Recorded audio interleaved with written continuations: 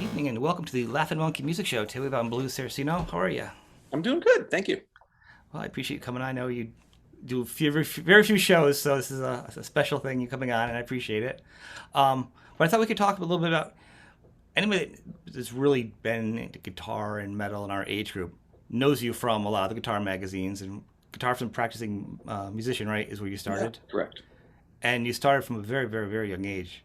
So I think it's quite like it's very relatable to a lot of people in our age group. You know what I mean? It's Yeah, yeah, amazing to see somebody like to me. I was like, oh my god, because I'm born to seven, and I think you're like maybe a year less, and I'm like, oh my god, some of our age is like, look what he's doing already. yeah. So that was fantastic. Let's talk a little bit your first starting off, briefly, because it feels like you had your parents were very much behind you, which Yep. is a huge gift. Yeah, it is. It really. I mean, it's.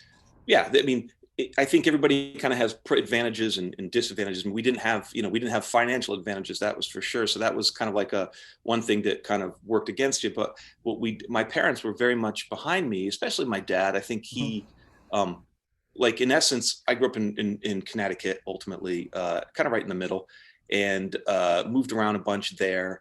And my dad was, was doing like flooring, and I was kind of like, kind of learning that trade because it was Yeah. just a way to make money at the time when I was young. I mean, I remember going to work when I was like, I don't know, 10, 5 to 8, whatever. I mean, I mean, really young, like, and just would hang out there. And then eventually, as I got older, he was like, hey, do you want to do, I would start working there. So my life was kind of going, definitely was, that was going to be one possible direction of just learning a trade and, sustaining yourself through life through those things. So, which was fine, but he was into music. My whole household was very musical. Like I would have very distinct memories of like going, waking up in the morning, and before my dad would go to work, he had this really cool, he was into music. So he'd play like these albums. I'd wake up to like everything from like Joni Mitchell to like, Iron Maiden, like crazy, we've got, Doc Watson, then you've got, ACDC, you've got, everything in between. So Wow. I would literally wake up in the morning and, like you'd hear the beginning of like, Iron Maiden, you're like, holy cow,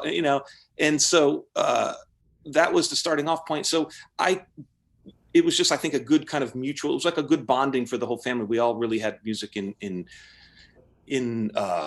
common. So my dad would have a band. I'd get up when I was little. I was very little. Like I think I started playing right when I was around 9, but I didn't really take it too serious then. I really kind of took it serious from like 13 on. And because I ended up, I was a BMX racer because that was the thing to do, and I ended up breaking my elbow, and so I had them cast it kind of like so they could hold it across my chest because I was bored. It wasn't I couldn't ride the bike because Right. so I would just pull the sling off, and then at night I could just practice guitar. So uh, then when I that took like 4 weeks or whatever it took, and then when I got back, I hadn't been riding for 4 weeks, so but I had been playing guitar, so it just kind of was going down that path. But I would get up with my dad's band and play. I remember doing Johnny Be Good, and I was just so little. I'd go in the club and people would freak out, and so it got Imagine. a good response. So ultimately, yeah, I started with parents that were very much behind me. Like is like I left school. I never finished high school because I needed like a credit and a half. And at that point, I was about to sign a record deal. My dad's like, hey, listen, my kid's kind of got an opportunity and we're going to go pursue this. Is there any chance we can just, graduate with the class, maybe, do some side classes?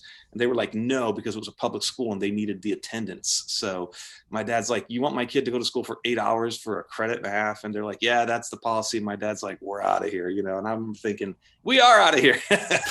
and I'm totally blown away by the side of your dad. Oh, that's crazy. Yeah. He's originally from France. So he has kind of like a bit of a European European approach where, attitude. Yeah. yeah, he's very much just point A to point B, and not necessarily doesn't bother himself with the taking the The details and the minutia. yeah. I think it's just kind of, which was great. It was almost like a laser focus, and that works great for certain things.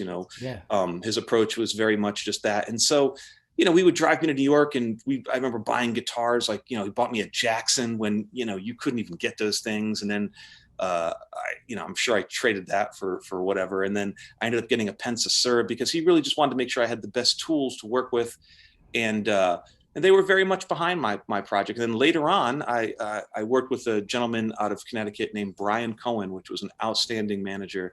He ran a music store in, I think, in New Haven called Brian Guitars, and and I worked with him until I ended up moving out to California. And then it just, because I had made the move out to California, and in California, I really felt you needed kind of a boots on the ground approach, which was, even though he was a phenomenal business person, he just was 3,000 miles away. You know what I mean? That was really the drawback for me. It was that there was the time difference, and I just needed someone that could, deal with all the people face to face. And so at that point, I was like, you know what? I was kind of up and running at that point. So I just had my dad kind of take over, just because I needed a buffer between. The whole point of management is not even just direction as much as sometimes it's just a buffer between you and the client, let's say, So, so I worked for a long time, for many, many years with my dad. So, and was very grateful for that. It makes a huge difference. I didn't have to fight against the tide on that. So that was So huge. you were at that point you were in California and your dad was here too? Are you guys all moved out, or Yeah, how'd that I go? ended up moving out when I was like 19, and sadly, I'm now 50, so I've actually aged up a bit, just because I was born in '71. But yeah, ultimately, when I was 19, what ended up happening was I got the first record deal. And like I said, I've been through this 1,000 times with the whole past and how I got the record deal, and but it just goes on. I mean, it's a great story, but I've just told it so many Yeah, we times. I can don't skim through that. We can skim through that. It's out Yeah, I just there don't for think I just people. don't I think don't I could, like, honestly, if I can't really commit to something, it's honestly. hard. But ultimately, I was 19. I was working on the third record, uh, and I ended up recording it at my parents' house in Ojai, California. I kind of went up to them. I would come out during January. I'd leave Connecticut where it was cold and you had snow chains on the tires and Yeah, road salt everywhere. it gets ugly here. Yeah, and then I'd come out to California. I'm like, you got to be kidding me! Like, everybody looks good. I don't need a jacket, and so I said, okay. I had to make a career choice. I either had to kind of ultimately work out of New York or Los Angeles, because I really felt those were the two kind of meccas that were Mm. gonna ultimately provide the most opportunities. And I just liked the weather so much better in California. I didn't want to, if I was going to pay the money to live out here, and it's brutal. I mean, it's really brutal. I wanted at least the weather. I didn't want to kind of pay the same money and then live in New York and, have the garbage on the streets. At the time, New York wasn't what it Oh, was it was now. bad back then. Yeah, it was rough. And so it didn't make sense. So I moved out to California, and I had to kind of time it because I was still on the road. I was still doing guitar clinics. I still had a record I owed. So I ultimately was kind of living with a girlfriend at the time. And I kind of gave my parents a heads up. I said, I'm done with Connecticut. I'm going to move out to California and make go for it out there. And they're like, well, there's really nothing holding us here. My brother was there, and and my parents were there. And so ultimately my brother decided to stay behind. And then my parents moved out about 3 months before me, I think, and they ended up settling in Ohio. So it worked out. When I came out here, I had like a little base to work out of, and that was it. And then I moved out to Wow. California, and that was when I was 19. So from there, I've lived out here ever since, and it's done very, very well for me. I've been able to kind of create a nice life. I met my wife out here. It's great. So there's many things about California I really appreciated. A lot of things I do not care for out here, but that's a whole nother story. So it's a crazy place for sure. It sounds like the perfect balance because I think you have a work ethic where you didn't get crazy. I'm sure we'll talk a little more like with the rock and roll lifestyle because A, you weren't in it and you had more time to study being back here in Connecticut. That's where I'm from. Yeah. And then you got the best part as a young adult. But by that time, you were kind of grounded. You were already kind of like an old young person, personality wise, probably because your father and your mom had kind of instilled something into you, a little different than going crazy. You know what I mean? Because you were pretty focused Oh yeah. Which no, and work I ethic and not honestly, getting messed up. yeah, no, it was one. It's not really in my nature. Even when I toured with the biggest of big groups and we were doing all this stadium tours, I never, I just kind of kept them. I just kind of did my own thing. I mean, I never was. That was never. To be totally honest with you, I really just loved the music. The lifestyle is not really for me. It never really Mm. was. So I never chased that. It never had too much shine. I remember being as a kid, I would play, because obviously it was exceptionally underage. So, I would get my parents to kind of bring me in. They'd let me play a song or two. Then I had to kind of sit in the back, and I would just see, I'd see people, super drunk, just doing the dumbest shit. And I was just like, I want no part of that. And as the night went on, it just got dumber and dumber.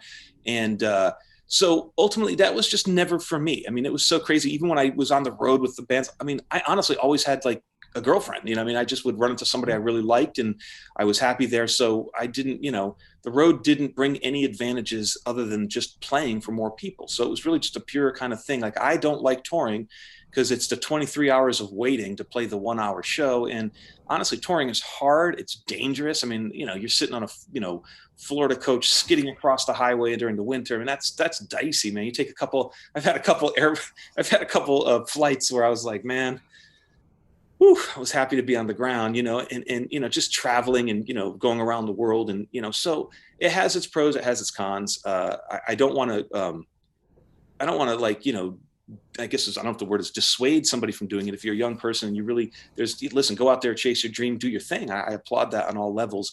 It's just kind of who it's just going to bring out more of who you are, you know what I mean? Right. And so for me, I never was a drug guy. I never really honestly drank. I don't not drink. I just don't really drink. Like at our house, right. You can leave a soda here and it won't last more than a day. You could leave wine here and that shit'll turn to vinegar. It's just, we just don't, it just never kind of got into it. And honestly, with my personality being so focused on stuff, I'm kind of glad, because my gut feeling is I probably wouldn't be very good at it, So, yeah. It's really, it made a difference in your career.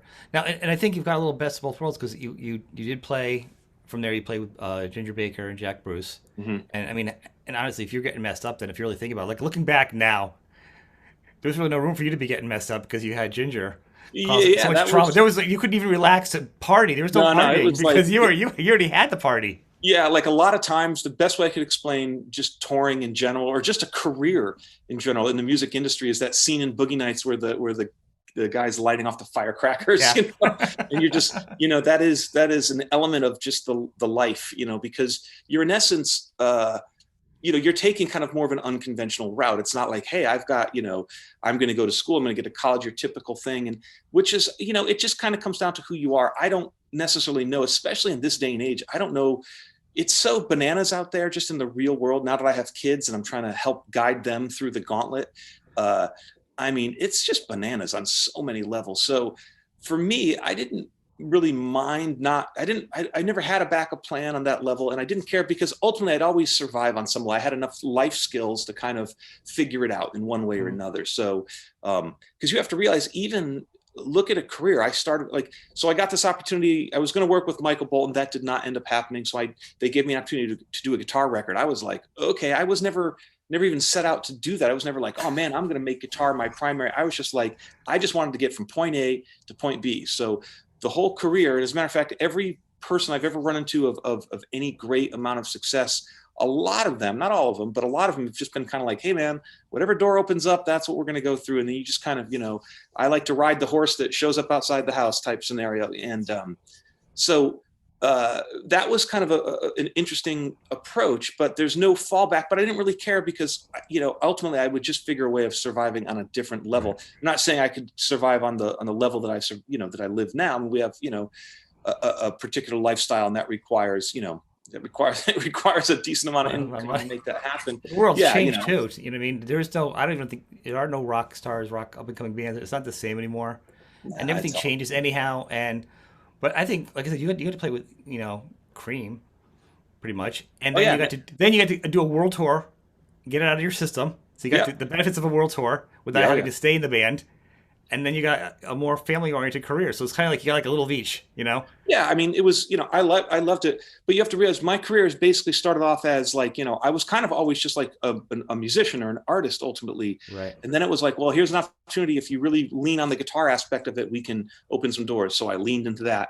And then we started doing guitar clinks. We started kind of work, and I loved it. But keep in mind, that wasn't my ultimate goal. Like, I look at a guy like a Steve Vai, who I kind of feel like in meeting with him and talking with him, like that, every fiber of his DNA seems to be that, you know what I mean? That's why he's so exceptional at it. And, right. Or an Ingve or something like that. Like, you just see these guys and you're like, okay, that was never really me on that level. So that's why I kind of took it as far as I wanted to take it. And then I just kind of almost walked away from it on a strange level, which is, how many people would really do that? Not many, I just kind of knew that ultimately there was other avenues I wanted to pursue. It's kind of like the analogy I always use is that if you sit down at the movie and you already know how it ends, why I'm just wasting time and, watching a movie here. So for me, and I always respected those guys, they were just so immensely talented, and it really felt genuine to them. For me, it wasn't. So I had to start off as like, kind of a guy in a band, then lean on the guitar stuff. Then I had to come out, and be a side man. Then it was really the songwriter, like, because that was really why I was getting hired at a lot of these things. Mm-hmm. Then I had to become a producer, then an engineer, then a mixer, and then I had to play multi instruments. This is what it took to kind of ultimately get to the stage where I'm at now. So there's like, in essence, all these tools were kind of what was put in my toolbox, and it was great. But that's what it takes. Like for what I do now, you have to be so multifaceted on so many different levels that I can't even explain it to people. So I was grateful for each step, because each step allowed me to kind of really refine those skill sets, which was great, But yeah, I kind of did the guitar thing.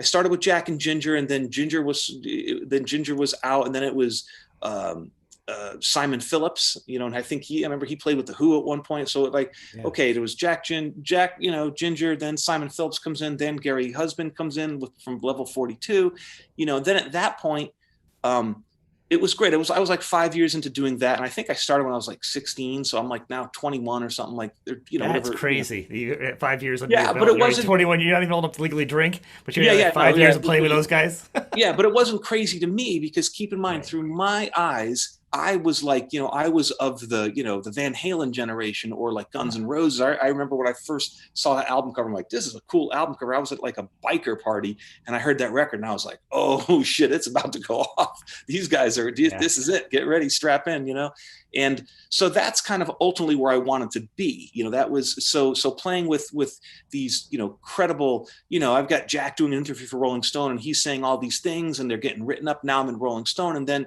the advantage of that job, that opportunity was that when we would play shows, all the music industry would just come because they were of that era. So we had all the major labels were coming. We didn't have to hype them. They just showed up. As a matter of fact, they bought tickets. We didn't even comp them. They'd go. So what was so great about it is I'd run into people later on. I'd run into the president of so-and-so records. She's like, oh, I saw you in down in San Diego, California. I was like, really? You know what I mean? Or whatever. So it was opening more doors than I realized. But at the time I was like, I want to go play in Van Halen. Like, that was kind of, I wanted something that was, so, once again, life is, kind of, it's interesting. It's like, what do they say? Youth is wasted on the young, so it is. I mean, but if you look back, I have young kids and stuff too. And I look back, I think about how everything I've done led me to where I am, just like you say. But yeah, your career, the way it's totally moved. I mean, and it's actually worked well, because when you hit Poison, metal was really on its way. The Guitar God thing was kind of going out. It was dipping. And then when you hit the highest point that you could in the wave in the ocean at that point, because I yes and no. I mean, when I originally auditioned for it, it was me and ultimately me and Richie Kotzen went out for the same gig. And we, like I said, which I've talked about before, we were in the same circle. So we would talk, and we were like, we've always gotten along very well, and I've always really respected his skill set. Yeah, he's a good player. Leo, yeah, phenomenal. And I'd like to think the same. So we always kind of really got along on that level. And so it was really just kind of, so ultimately when I came into that job, and I just say jobs because they're opportunities, jobs, whatever you want to call them. They were just, let's say, chapters of your life story, however you want to phrase it. I had such a straightforward rock approach, and I think they were looking to go. And when I say they, I think it was ultimately the singer Brett.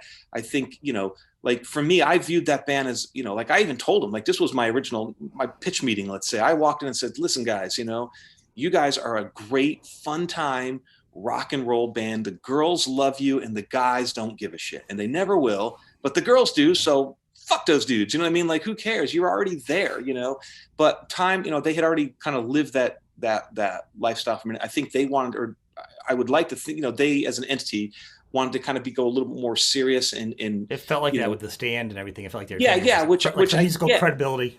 Yeah, they were kind of, and I'm just kind of like, dude, you know what I mean? It's at the end of the day, there's just certain brands are going to be tarnished on certain ways, and it's just what it is. So I was like, listen, what are we doing here? Let's just cut. So I think that was kind of, in my opinion, was a big reason why they went the direction they went. So I think when Richie did that record, I think that was kind of the pinnacle. I think when I came in, it felt to me, being on the inside, like it was downsliding for sure. Yeah, yeah. Which was unfortunate because we did this record, which was, I thought was respectable for the time and for what what there was to, kind of culminate together. But it got shelved because as I joined, and it took 2 years to make a record, and by that time, the singer's dating Pamela Anderson, and there's all this. I mean, it's just like just a lot of stuff going on, and I'm just kind of like along for the ride. And I will say, out of any band experiences, that band or any of them, they've always been great experiences for me. I got to say, I don't have a single bad thing to say about any of them. Not because it's the politically correct thing to do, just because I just don't have anything bad to say. Like they were honestly great experiences, great adventures. And, we knew what it was. I was the trophy wife at that point, or it was a marriage of convenience at that point. It was like they needed, but the thing about Poison that was what I liked, and the reason why I ended up, because it was very hard to leave Jack, because we'd just grown together so late. It was a 5-year. It was kind of like we were such a well-oiled. We would just show up we didn't even do sound checks. I wouldn't see him for 6 months. We just show up, fly out to Poland, walk on stage. What's up? And that was it. Turn everything up, and we went for it because we just were. It was such a comfortable, machine that we just knew how to work. But for me, what I really wanted was to, one, have playing stadiums was a different experience. Two, I didn't want to play for a bunch of guys or older guys. I wanted to play for the ladies, and then the thing for Poison, which was really a big thing for me, is they needed a songwriter, because the original guitarist Cece was very instrumental in writing a lot of the songs. So for the strength was, I think for them bringing me in wasn't just a guy that could play guitar. I mean, you can go through the magazine and find 10 of them at the time, but it was the fact that I could write, and that was the deal. So that was really kind of a twofold thing. And so I had to make the journey to that. And then, like you were saying, by the time it came out, at that point, the time had just moved on. And then once grunge hit, fucking, you were out, man. That grunge was like a penicillin shot to rock and roll. It was done. And anytime, and it was, of course, now the pendulum swings both ways, because if you reap the rewards of being, let's say, known as a certain type of guitarist, of, let's say, in proficiency as part of the plan, if you're, they're not going to put Eddie Van Halen in Nirvana. It's not going to work. He was known. He was the watermark for that. So the whole genre, basically, anytime, if you were associated with the old guard, you were out. You had to wait out the storm at that point, or just move on. And most people just couldn't really wait it out, so they had to move on. And, so for me, it was an interesting time because I jumped on that boat. It was almost like a nail in the coffin in certain regards, because you can't, once again, now that, guys are coming out, and it was so anti having a good time. It was just more so introspective and moody and gloomy, and the whole Seattle scene. And, so I went in a different direction. I said, fuck this. I'm not going to fight the tides. And so I went into the production end and doing session work, because I figured, hey, my skill set is still my skill set. And then through doing the sessions, I learned a lot of the production techniques, because I would be working with all these different producers, and I saw how they produced, I saw how they engineered. So it was a chance for me to kind of almost go to school without realizing it, and getting paid for it. So it was the best I could do. But it was interesting. I mean, definitely ebbs and flows. At that point, it was a little different approach. I went from, and I didn't want to do the guitar stuff. As a matter of fact, I ended up getting rid of every guitar I had except for one guitar. And like I was telling you earlier, the only person I really knew, I had a couple friends from Connecticut out here, and my friend Dweezil was out here, and he had like 80 guitars at the time, or even more, who I couldn't remember. So he was always very cool. And he would just I was like, hey, I got a session. I need a Strat. I don't have a Strat. I got rid of my Strat. And so he would lend me a Strat, or he'd because he always had, it was like Guitar Center at his house. And so that was an interesting time. And I just kind of needed to do that. I needed to kind of purge all that stuff, because it was just part of me being, kind of just genuinely honest. Like, honestly, I was just done with it. I didn't want to do guitar clinics anymore. I just got tired of flying in and doing guitar to backing tracks and explaining it. And I was just over it, and I was looking for the next thing. So that's how I kind of ultimately worked my way to doing TV and film, which is where I'm at now. With your songwriting, and maybe it goes back a little too, has it changed a lot? Because now I can look back and say, just for example, the Poison thing, I felt like you played with the music of the band, whereas Kotzen played almost better on some level because of his style. Like it outshined the band on that album. But you played to the band's skill set. It feels like, and it's not a dig towards Yeah, it's just anybody. it's just two different approaches. Right. I mean, So, and I think your songwriting, I'm asking and saying is, I think is your songwriting going in as a team effort until you're doing it yourself, and then you kind of got your own thing. yeah, yeah. For me, it's just it's so there's okay. So once again, everything becomes kind of semi-contradictory at one point because honestly, there are no rules. It's just different horses for Right. different courses. So I'll kind of preface it by saying that. So when I'm doing a guitar record, like my guitar records were honestly the only thing, like my first record, the only thing that was supposed to be was rather than handing a cassette tape with a black and white photo, it was a CD in color. So all it was kind of like a demonstration CD, like, hey, you want to hear me? Press any song, any point in a song, just drag it there. And that's me doing what I do, on a certain level over that background. Right. So it wasn't about, man, I've got to create. It wasn't like a Joe Satriani approach where like when he did, especially Surfing with the Alien, that was a very well crafted musical journey. And I get it. Mine was the antithesis of that. Mine was like, dude, mine was like the UFC version of that. It was like, we're just going to throw you in a cage. We're going to start fucking swinging. We're going to see what happens. It can change at any point in any different day. You get clipped, you're down, or you may win, and that was the approach. And that's always been my approach to guitar playing, sadly, for that type of thing when it comes to like the instrumental stuff. Because to be honest with you, personally, and this is just a personal preference, I don't think guitar instrumentals usually sound that great. Like there's a couple things, Surfing with the Alien, some, there are artists, of course. I agree with you. I think like, actually, like Jeff Beck, Blow by Blow is like what an amazing piece, But in general, the whole NAMM show approach to guitar is not for me. You know what I mean? So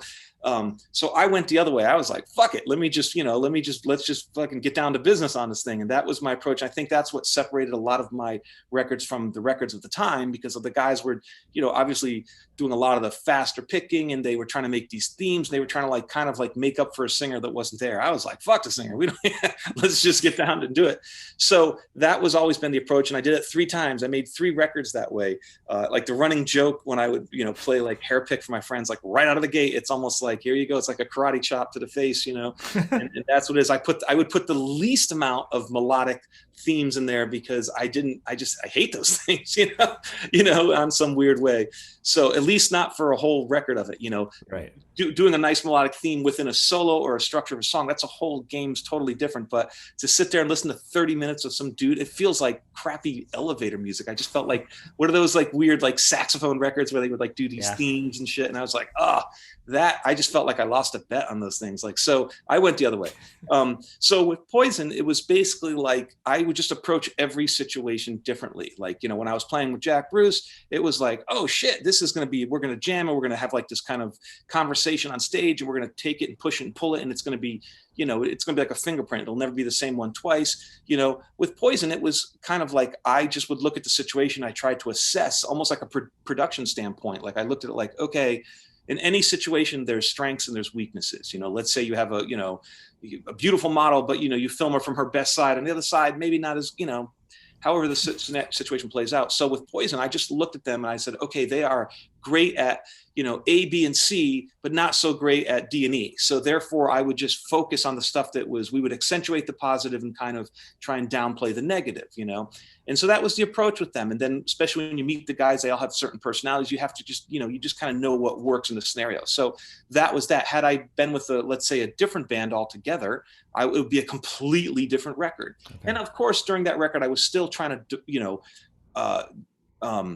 kind of establish and further define my guitar thing. So that was also, there was definitely some of that, like, okay, I kind of felt like we've worked this song up. Now I have 16 bars of allowing to kind of break off and do my thing, and kind of establish. So there was some of that too.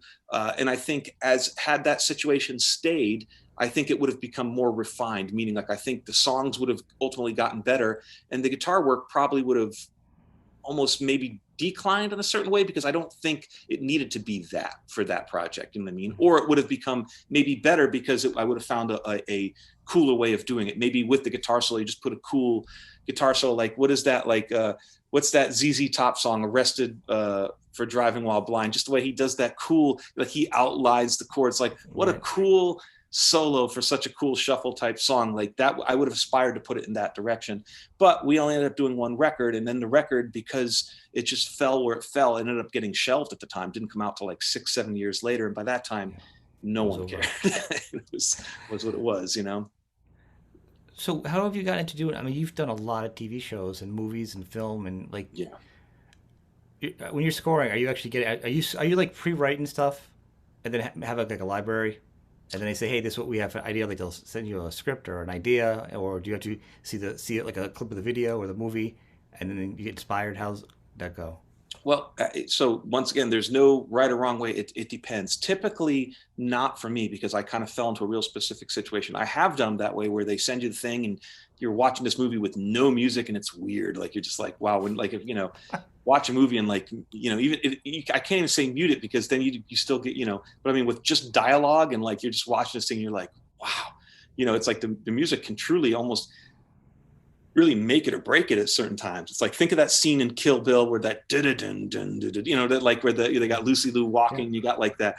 I mean, if you didn't have that thing, it would be like that would be I weird. know Like, you're talking about. Yeah, I've heard it because it's yeah, working it's in it's film, and there's like they're dancing. Sorry, me step over. Like, you see people dancing in the scene, but there's no music, yeah. and they're They're doing just this like thing, the and you're way like, I typically been working. I got very lucky, and so about 20 years ago, even before then, at the time I was dating a girl, and she was kind of like the assistant to one of the real big head honchos over at Fox Television. He was this guy named Jeff Kalman, and there was a guy Ron Scalera, uh, amazing dude. Ron was awesome. He's since passed, which is very regrettable. But these guys were cool. They were kind of like the outlaws of the industry in a certain way. They were, I think Jeff was like the VP of promotion. I forget what the title was because I'm just getting older. But and they were like closet guitar guys. So I was in the Santa Monica Mall with, everybody liked my girlfriend because she was easy on the eyes and she was pleasant. So everybody was like, hey, and they ran into her.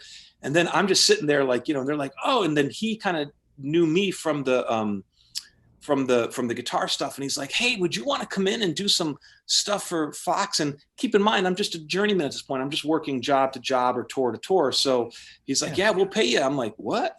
And so, so I met with these guys and it was just very fortunate because they were kind of like, the outlaws of the industry. Like they would fly me in to play like these shows in like Washington, D.C., like these promo shows where the guy would have his Harley flown in. And so he would come down the aisle in his Harley and I would be like on the stage with smoke going, doing like crazy guitar stuff, like, and it just really freaked everybody out because it was just such a different world. It was like, it was right, it was a promotional convention. It was like going to like an insurance convention. They didn't know what to make of it. And they liked me because I was like, wild and reckless, but professional. You know what I mean? So right, like I yeah, would show up on time. They knew I was going to make the flight. They knew they could count because they had a lot riding on this. I mean, this was like the whole show was based around this big thing. And so I couldn't be, out the night before partying. It had to get done. So they liked me but then I was also kind of reckless with the approach and they liked the wildness. And so it was like controlled chaos basically. And so I kind of started working with them and then they would just keep like every couple months. Like I remember Jeff calling me going, hey, I just came back from my kids, my kids' school did a parade and they have like their band. He goes, I want to make that like the whole sound for like the whole fall Fox thing. So now they booked me a studio in Santa Monica and they bring in the whole marching band. And it was interesting, because now I got 15 kids that are good enough to play their rudiments, but they can't veer from it. So I had walked in with this whole thing, like kind of orchestrated ready. I'm like, here's what we're going to do. Here's the tempo. And they were just looking at me like dumbfounded and everything I did. It was almost like, what's that punching bag that just kind of comes back up at you? Like everything I did was basically they could really just do what they did. So I just said, okay, fuck this. So I had to just cut bait right there. I'm like, I'll tell you what, just record it. I would just sit there because this was, pre-digital. I would just sit there and record them for 60 seconds. I'd be like, okay, I would go, they would just do their rudiments, and then I would, okay, stop. Okay, thank you. And then I'd send them all home. And then I just had to build the sound around what I had to work with. And that became like the whole Fox campaign. You've heard it 1,000 times, don't even realize it, So I would get to do stuff like that. It was just cool challenges. And that's kind of how I got into it. Because keep in mind, I didn't finish high school. I don't read music. I don't know any of that stuff. It's just, I just go like, it's just kind of like instinctual, So from there, it just kind of grew. And then I got tied in with these two gentlemen from a company called Extreme. and it was a guy named Russell Emanuel and a guy named Dolph Taylor. And they were these two guys that they were kind of like, once again, they were the outlaws of like the music production world, which was kind of interesting, you know, because at the time, you know, music production was real stiff. You'd get like this really kind of, you know, this was 20 years ago and the stuff didn't sound very good. It was not inspired. It was always like a variation on some theme. It just felt like, when you're demoing ideas that aren't that good and you're like, well, I got these ideas, let me throw them out there. But these guys walked in and they were from the UK, and they were really great at a couple exceptional at a couple different things. One, their marketing was amazing, and two, they had great ears. They were both musicians. So they came, and I actually met them via Dweezil of all things. They wanted to license some stuff with his dad, but that wasn't going to happen. So what ended up happening was they said, hey, listen, we're kind of going to make a run for this, you know, licensing, but we want to do this on like the next level. We want to basically make it so that when you license our stuff, it's like you're getting a record, you know, which at the time wasn't really the case. So they went to Dweezil and said, hey, do you want to do these tracks? And he's like, yeah, let's do this. And then he said, hey, this is actually going to be a bigger project than I thought. He goes, can I bring my buddy? And they're like, we don't care how you do it, just get it done. So then he came to me, and originally we were excited because we were going to work on it together. It was going to be like this like record. We always wanted to make a record working together. It would have been awesome, you know? But then he ended up, I think this was, and honestly, this may be a little out of the timeline. I can't really remember because it's just, you know, I just can't keep, you know, my hard drive doesn't erase like it used to. So ultimately, I think this was when he decided to reteach himself how to play guitar so that he could do his dad stuff on the road. And I was like, dude, you're not gonna be able to, it's not really made for guitar. He's like, no. And so like, he basically like, once again, set off on like this crazy, like epic adventure to like relearn how to play guitar, like with economy picking. And I just remember saying, going, what, you know? And I gave him the hardest time about it. And he literally took a year off and did it. Like 6 months to a year, he did relearn it. It's incredible. Relearn it. It was crazy. And then when he showed up, he like had all this like reverse pitch. I was like, and he could do this stuff that wasn't even meant to be done on guitar. So I guess he got the last laugh on that one. But ultimately what ends up happening was I had to kind of finish this project, and he was like, this is turning out to a bigger project. So we kind of ended up almost like dividing and conquering a little bit. Mm-hmm. And so I got kind of feel for doing it. And so when I handed in, the guys at Extreme were like, yeah, this is great, man. We're good. And then he handed his and they liked his, and we ended up working on like one track together. So they came back and were like, hey, can we do more of this? And so keep in mind, I had just come off of doing all the session work and all the production. I'd been doing producing. I was producing like a lot of actors and singers because I was trying to find a way to kind of get another foothold in the music industry. And I didn't want to do the guitar stuff as much anymore. So what ended up working was when I came in, I came from making records. I was working. So when I handed them stuff, I was literally making a record for them. So they were freaking out because they're like, hey, this is great. It was a whole different approach. So what ends up happening and how I ended up falling into this is Extreme through the years ends up growing. They kind of got a foothold and they really start to rise up through the ranks. Dweezil decides to do his touring thing. And so I kind of go back to him going, hey, do you mind if I kind of run with this? Because, you know, it was kind of like your gig. He's like, dude, he was so focused on doing the stuff, the Zappa stuff. He's like, I don't even want, just go do your thing. I'm like, cool.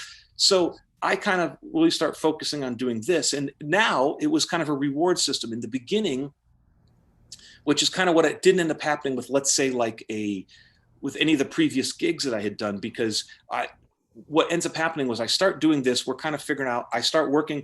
Extreme gets sold out to, I think they sell out to Viacom originally, and then they get rebought out, I think, I don't know how the business end worked, but ultimately they ended up with Sony. So as they grow, and then Dolph ends up departing, and then Russell Russell takes over. So at that point, Russell comes to me and he goes, hey, listen, why aren't we doing more of this stuff? And I'm like, well, I guess we could. So then it goes into hyperdrive. And now what's happening is it's been a year or two or three or however the timeline goes, but now the money starts coming in. So what happened was before I was kind of using it to like offset other things. It was just one of the many things on my plate. Right. And now it's becoming, there's so much kind of like now money's starting to kind of trickle in. And now I can I can start turning other things down. I can kind of stay focused ultimately on more of this. So now it's like the reward system is starting to pay off. And so as that happens, now I can start putting more money in, I can put more time in. Now we just start refining it. And so what happens is as Extreme grows, they go through the ranks, they start literally surpassing everybody because their content was so much better. and they were smart. What they were great at is they would go to people that were very genre specific. So for example, if they wanted great hip hop, they wouldn't come to me because it would be cool and different, but it wasn't, they would go to like Snoop Dogg and they'd say, hey, let's just go to Snoop and get hip hop from him because that's what that guy does. And then, or they wanted, they'd go to, George Martin for string stuff, or they'd go to Eddie Kramer for, whoever, Right. or Exhibit or whoever they go to Hans Zimmer. So they're just dealing with the top of the food chain here. So I just decided I'm going to stay in my lane. So I stayed with the rock stuff, the edgy, the bluesy stuff, the rock stuff, the dark country stuff, the punk stuff, anything that needed some grease on it. I was your guy, because that was ultimately where was my skill. That was where my skill set would shine the most. I could do the orchestral stuff, but it would take me a long time to get it where I was happy with it. And the bottom line is people that would just lived in that world could just do it so much faster. So I was like, fuck it, let me just stay in my lane. And then it just became a thing. And then what ended up happening was then we kind of started almost like defining genres. Like what we did really, really well was like all that Americana rock stuff, like all the guitar stuff that was really kind of embedded in our culture. I would find ways of doing it. And it just became a different challenge because now, you're behind the scenes, so you're not sitting there. So I'm sitting there watching, like I'm sitting there with my kids. We're watching Tiger King. We're laughing. We're having, and then I'm like, oh snap, that's our stuff right there. And then you'll hear, or you're watching something on Amazon or Hulu or Netflix or whatever, and you're actually like, okay, I'm watching movies and there's scenes, and so the way it works is that. So now the way I work, to get to your like original question, was they'll come to me and say, hey, listen, we have a genre that's doing really well right now. They'll say, okay, like, for example, let's say the Black Keys releases a record and it's doing really well. They'll say, man, that stuff is licensing gold. So can we do stuff that's in the vein of that, but it has to be authentic. It has to be real. You don't want to just do a knockoff of that, right? Because it's so cheesy sounding. It's uninspired, it's cheesy, and honestly, it's short-lived because any trend has its moment, but you have to realize everything works on such a delay. Think of it as like a big steamboat that's just going down going through the ocean. You have to keep stoking the engine to keep it moving, and it'll turn, but it takes a minute to turn. You know what I mean? It's not, so by the time you turn it, then it has to go, so you're almost like a year and a half delayed. So my job is to go in and say, okay, whatever the project, whether it's country, whether it's this, they'll give me like a bunch of references. I listen to them and go like, okay, like, for example, Johnny Cash, I'd listen to him and go, okay, this is really where the strength is in this genre, like this. So I have to find a way of taking and kind of cultivating the essence of that, but doing my own thing with it, so that, you know what it is, and your ears are instantly pleased by it, but it's not that. It's almost like its own thing. So it's tough because being the person in the front is always hard. You're the person fighting the windstorm, and then everybody else just kind of drafts behind you. You know what I mean? So like, I kind of felt like with the dark country, like, I felt like we were really responsible for putting that into forward motion, because it really wasn't that much of a thing when we were doing it, and then it came out of nowhere all of a sudden. Yeah, it just came out of nowhere. And I think a part of it was because we kind of were doing that. I was kind of coming up with these ideas. And so it was interesting because I would talk to the other composers, and they're like, yeah, we would just wait and see what you did, and we would just draft behind you and do it. I'm like, oh, fuck. It's because you just can't keep copying yourself. So that's kind of what I do. So they'll come to me and say, hey, and so I'll take this, I approach it like making a record. We put it in this catalog, and it's non-exclusive, which is great because I've had literally the same song being used by like, Jack in the Box, Reese's Pieces, or Reese's, whatever chocolate there, and Ford trucks, same piece at the same time. I would flick through channels and hear it, and they didn't care because they didn't have to pay, the people that were watching Ford commercials weren't necessarily watching, chocolate commercials or whatever. But in essence, you could go to, let's say, a known band, and you just pay $150,000 to get even rights to it, or you could pay, 10%, and you could get, this thing, and it sounded just as cool as a record. So that's kind of ultimately how I approach stuff. So a lot of times, if I'm not scoring to picture, a lot of times it's usually just music supervisors dropping it in a lot of times. So different challenge, because you have to give them you have to get your point across in a very short amount of time. You have to give them the tools to work with, because in essence, you're giving them a toolbox, which they're going to put on a grid and be able to chop up. So, and a lot of times, here's the crazy part. If you want to know the real truth to it, is that, and then what happened was for the first, which I'll get to in a second, but the first 10 years was just instrumental stuff. So that was candy. That was like, all right, we can do this. And then where it got a lot more difficult is when they wanted to make vocals, because now the second you put any kind of vocal, you've just thrown your hat in with, everybody from Billie Eilish to, I mean, Two Chains. I mean, you're in there with everybody now. You know what I mean? Like so that's where it gets difficult, because with instrumental, you can kind of, is it good? Is it great? Who can really tell? You know what I mean? Second you put vocals, everybody knows whether you're up to par. And now you have the melodic issue, and then you have the lyrical content, and then you have the vocal performance. So you have these three things that come in that you didn't have, because if you don't have great lyrical content, boo. If you don't have melody, boo. And if the singer sucks, boo. Like, try and take a rap track and put a singer that can't rap on it. You know what I mean? So you're done. It's done. I mean, there's certain genres like, hip hop, R&B a little less, because I think you can get different singers to really do it. But like hip hop, you've got to live it. Otherwise, don't even bother it. Believe it or not, country, because everybody makes fun of country because I think it's this or that. But if you don't live it and you just putting out like kind of like, professional country, boo. How about the blues? A lot of the blues artists out there, if you're not that person, boo. You know what I mean? It doesn't work. Like, I don't care for like the real polished version of anything. I always like the authenticity of it. And so there's just certain genres. Pop you can kind of get away with because it's by nature such a polished has no soul. Well, I wouldn't say it has no soul, because I'll just get, but in essence, my point is I've got a Rolodex of singers I can get to come sing pop tracks, or, even R&B, you can kind of cheat it a little bit, but try and find a punk singer that can sell it. That's hard. You know what I mean? And, or try and find a guy that sings like Mark Lanigan. Good luck. You know what I mean? It's tough. So, and so that's kind of the thing. So mine's almost like a reverse engineered approach a little bit, but it's tough, and it's just a different set of challenges. But I've had more success. The crazy stuff is I've had so much more success behind the scenes than I've ever had in front of it. But once again, you don't know, because it's not necessarily, I guarantee if you're watching any time of either social media or television of any kind, I don't think you can't not hear it. You know what I mean? It's crazy. So it's just a different approach, and I really enjoyed it. So for me, it's been great, because I got to say, I get offers all the time to do stuff, and I have so much work with the guys over at Extreme and it's already kind of on a reward basis system, because I've been feeding into that machine for so long that I get to, I'm already reaping the rewards. So rather than, if I score your movie, then it's exclusive to you. Whereas if I take the same amount of, let's say I take 100 hours and I score your movie, I can take 100 hours and put a track in, which will go, and it goes international. You're playing from around the world, different time zones, different cultures, different everything. It just goes out there. It's like, it's the ultimate way of making passive income ultimately, which was the exact opposite of what my earlier career was. My earlier career was just job to job to job. And it was more glorious, and you're playing in front of people and you're doing interviews, and it's great. But once the money's spent, it's spent. Whereas this way, I can kind of lay in the cut. And for me, I wanted to raise a family. And ultimately, I just knew that if I wasn't there to water the garden, it wasn't going to grow.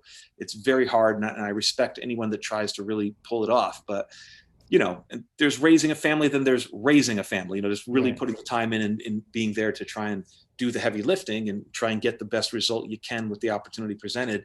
It's not necessarily just sending a check home, So for me, I wanted to kind of, really give it the best I could, because I just didn't really want to have kids and not give them the best shot possible. I mean, the world sucks enough the way it is now. So, you're still living a normal life. So all the perks are there.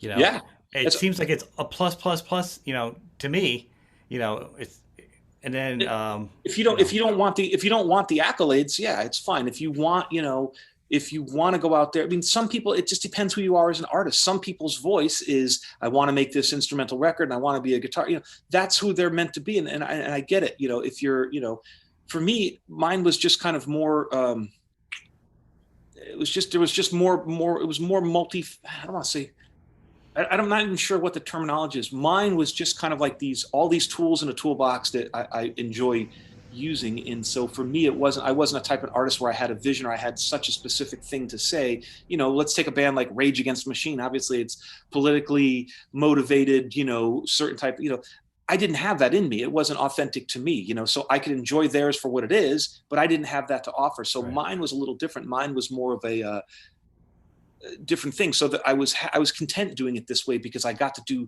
so much. I mean, I got to play in front of people, and I've done it. And that's why, honestly, I didn't like playing the stadiums a ton because you're so far removed from the audience. I mean, you have, this big stage, you have almost like the security barrier in front of you. Then you have people and you're far away. You had to learn a different skill set to communicate and enjoy the experience. And, versus playing in a club where you're sitting there, everybody's sweaty, you're piled on top of each other. It's cool. You can reach out and, literally, physically touch them, I mean? So they're just different. And so I enjoyed each challenge because it was, but once I've done it, I mean, honestly, once I've played the stadiums, I don't need to play it 6 months every 2 years. Like, I get it. Like, to be honest with you, once you've done it like 5-6 times, it's like, I would think it's like jumping out of an airplane. Like, once you've had the experience, I don't know if I need to jump out of an airplane every day of my life. Like, you know what I mean? I just think there's other challenges to be had.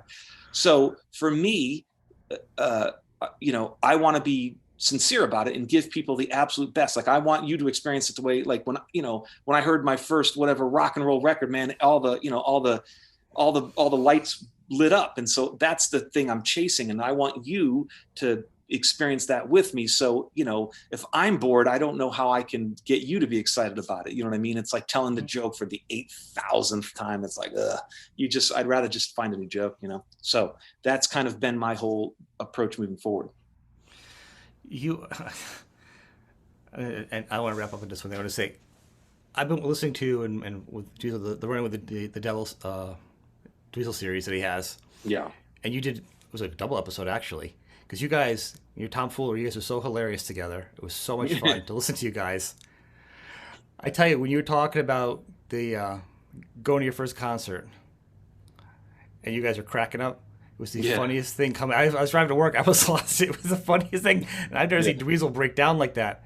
That was yeah, two of us in a room is never good. It just goes there instantly. But keep in mind, I've known him for over 30 years, so we just have a different dynamic, and and it's just like when. It's like we were just so like it was so like we'd be at his house, we'd be listening to music, and like whatever celebrity would show up, we wouldn't even go down. We didn't give a shit because we were like listening to Ozzy, like we're listening to Randy Rhoads, like don't shh, everybody quiet, you know what I mean? It was like, so we just kind of had those things, and the two of us doing a podcast is just a recipe for brutalness. I mean, it's like and I really wish the world, which is sad, like this is just like, not to make it a social commentary thing, but like I really wish you could just get away doing absolutely whatever you wanted, because if you have two people and their intent is really just good, and you could just let the chins off, the shit that would come out of that would just be, I mean, I can't even possibly explain to you the insanity would sue. But it's just so hard now because, like, what can you say? What can you not say? Even if you're trying to, the shit that's funny is going to, there's always somebody that takes offense to it. So it's always a little tough, but that was just a great experience to do those podcasts because it was so focused on a particular thing that we both held. So we revered it so highly, you know what I mean? And the silliness that came out of it is typical. But yeah, that's just kind of what you see in that podcast is typically just a night of us hanging out. That's kind of how it always ends up going. So. Yeah, people need to check it out. And in a nutshell, the story is you were talking about your first concert, how your parents actually brought you in to the concert, and you never actually explained because Dweezil was laughing so hard.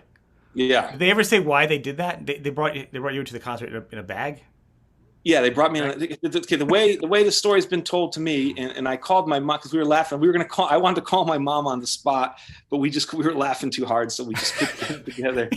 But yeah, it was. So the way it was explained to me was that I want to say it was in Canada. I think it was a thing called the Strawberry Festival, if I recall correctly. And my parents had their dog with them. So, it was a German Shepherd. And it was an outdoor festival. So they wanted to bring the dog. And I think they were, first of all, this was, I don't know what was involved. This was during the heyday. So in essence, as the story was told to me, that they had like a shopping bag, and they just like a big brown paper bag, and they just put me in the bag because they wanted to get the dog and me in or something like that. So I guess I'm not sure why didn't he just put the dog in the bag. That's But what I was gonna say. When I told yeah, my kids that story the other day, I was like, "Oh my god!" And I'm like, and I don't even yeah, understand. The dog gets a preference over him. yeah. That sounds about right, though. You know what I mean? Like, like there's pictures of me when my dad was building a house, and this is just like once you meet my dad, you'll understand. Like he's such an outlaw in so many ways. But it's almost like think of it like what I call the David Lee Roth pendulum. Like when we were kids, like David Lee Roth was just like, it was so on top of the world. Like he could say Hmm. anything. And obviously part of it is because of our age and we were just so enamored with it, but he went from he went from that Dave to almost like, now it's like Las Vegas Dave. I mean, the pendulum, which swung so, what I feel was like one way, now has Yeah, gone completely the opposing way. And it's kind of like that in life. And so the craziness of my parents, which is a whole nother episode within itself, like this was my dad. He decided to build his own house in Connecticut, and he built it in I want to say Colchester, I Colchester. think it was. Yep. Okay, and so he had it set up where he was on the outskirts of where like all the towns would meet. So basically, what happened was he could throw parties there, and the cops wouldn't show up because the cop from Oh Colchester yeah. was like, yeah, let the guy from Moodus deal with it. The guy from Moodus was like, no one wanted to go there, so he could throw these parties. And so basically, he took his house and he had it built, but he didn't have a roof on it. So he ends up, throwing a party and has the band playing there. But the house, in essence, was just acting as a big speaker, and he lived by a lake. Like, So in essence, and my dad was playing like, it was just like 200-watt Marshalls plugged in, like it was literally Woodstock. And it would like the sound would just echo and bounce. So like he was making like 4 or 5 towns over, but none of the cops wanted to show up because they felt it was the other thing. But that was like standard fare. Like there's pictures of me as a baby, like sleeping in the kick drum, during band practice, you know what I mean? Because like, that's standard. I'm like, there's pictures of me in the guitar case crashed out, like just teeny, So all this stuff of going to a concert in a paper bag doesn't even raise an eyebrow, because that is so minor in compared to the stuff that went on. I mean, well, that gives me some perspective because I'm like in my world. I mean, like there feels like there's a whole story behind that. Like, why would you do that? But it's just a because it was happening. Tuesday, you know what I mean? That was just, there was Yeah. yeah, there was no, you guys, you're judging it by 2022 standards. It was like, yeah, I mean, the stories, like if Quentin Tarantino wants his 10th movie, he should call Yeah. me because I've got it. Like, it's just the stuff is so insane. And like, I don't even know what you can or can't tell these days, but yeah, bananas. I mean, yeah. And it's so funny because as a parent, I'm so not that. It's crazy. You know what I mean? So It's hard like to I be a said, parent right now. maybe the hard generation does create the soft generation. Who knows? Or it's just, but it was grateful. I mean, I'm definitely grateful for all the experiences because like it's an unduplicatable scenario. Oh Like there's yeah. no way I can't teach a master class in how I grew up. I mean, it's insane. How I'm still even alive is literally the eighth wonder of the world. Like I don't even. It's just the insanity that went on. But it was all good. It was funny. Like it makes for great stories now. Like I was telling a Yeah. friend of mine, you should watch what's the documentary Class Action Park? Have you seen that? Yeah. Yes, I have. Yeah. Yeah. So there's obviously parts that are sad about it. I mean, I'm just saying if you I could know. I hear you. like, if you could objectively just like the first half of the movie, it's pretty much if they just gave my dad an action park basically. I mean, it's literally like, I was like watching that, like, yep. You So know what many I bad mean? decisions. But back then it was, I knew parks like that. I mean, because, I'm from Connecticut too. I'm like, I knew a lot of things in the area, in Yeah. Jersey Were and they stuff. bad decisions or was it cool? I mean, Exactly. They weren't bad decisions back then. yeah, they were amazing. I mean, and it's so crazy because you just can't do that stuff now. Like, Uh-uh. like we would take guitar cables and we had this big tree and we had these rocks that were like these massive jagged rocks. They were like, 4 feet tall. Like, so it was literally like if you threw anything on those rocks, they would be impaled instantly. We used to take guitar cables, double them up and swing out on the rope. And, we just, it was standard fare. It's just growing. It was just a different mentality. And I think that Yeah. carrying that through probably is just reflects in the music approach, because it was like, we just didn't give a shit. You know what I mean? Like we would jump from treetop to treetop because, we thought it was cool. And then my brother would fall through and land, it's like, it was just standard shit. And so I think we kind of took that approach. Like when I made my first records, I would borrow the machines from Tascam, but they didn't have a punch-in feature. So I had to figure a way of comping everything together, but didn't give a shit because it was just the way we did stuff then. It was, it just wasn't like things are today. Mhm. So I think all these things were part of cool stories, that we just, I think there's a good book in there. oh yeah. Illustrated, probably. Gotta be illustrations because it just feels Oh like. yeah, you definitely would have to draw it out. It's definitely, there's a documentary. I just don't know if there's enough people that would, if it warrants Oh, enough people doing it. I mean, it would be a great It would be a great work of. I actually want to make a someday. I want to make a story about my dad's life because it's so crazy.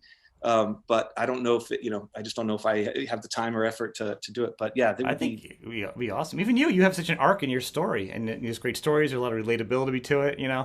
Oh yeah, that's it. It's some funny There's stuff, man. bananas. Like, I mean, I tell people stories and they'll call me back 2 days later, like, what? After they've slept on it. I'm like, yep, that happened, so, but it was all good. I mean, it was nothing, nothing that wasn't good, but so. That's awesome. Well, I want to thank you, man. It's been awesome. Thanks for Yeah, thank you. I coming on. listen, I really appreciate anybody that has the patience to weed through my blabbering. I really appreciate it. And I've always been very appreciative of anybody that contributed to my career in any way, shape or form, to be honest with you. So Well, I no appreciate problem. it. And